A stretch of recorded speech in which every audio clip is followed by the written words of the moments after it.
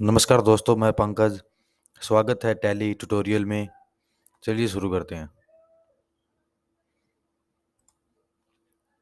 पिछली वीडियो में हमने सीखा कि जो वाउचर्स हैं, सॉरी लेजर्स हैं, वो कैसे क्रिएट करते हैं। आज की वीडियो में हम सीखेंगे कि लेजर्स के ऊपर एंट्री कैसे पास करते हैं।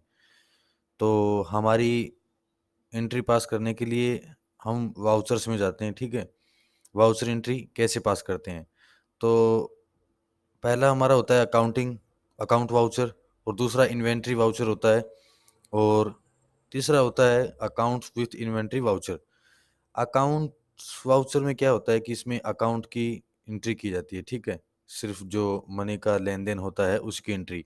इन्वेंट्री में स्टॉक आइटम की एंट्री की जाती है, ठीक है। तो आज हम सबसे पहले अकाउंट्स वाउचर ही सीखेंगे, ठीक है।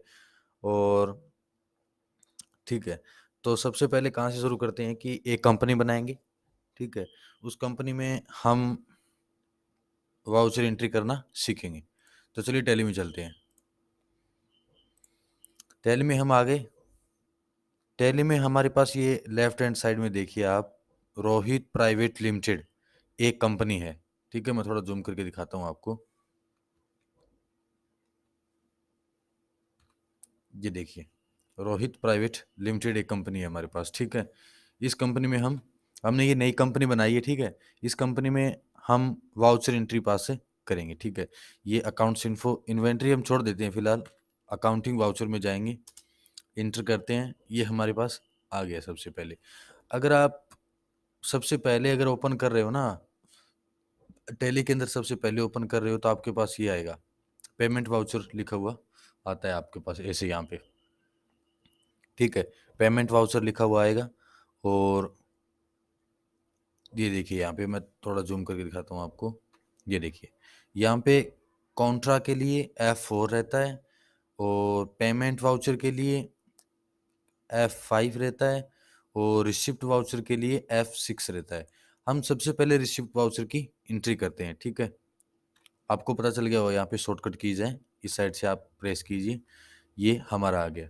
लेकिन हम मान के चलिए यही क्यों कर रहे हैं सबसे पहले एंट्री। रिसिप्ट वाउचर में उस चीज़ की एंट्री करते हैं जब हमारे बिजनेस के अंदर कोई, मतलब मान के चलिए अगर मनी रिसीव हो रही है, ठीक है। अगर कोई चीज़ रिसीव होती है, हमें हमें प्राप्त होती है बाहर से, मान के चलिए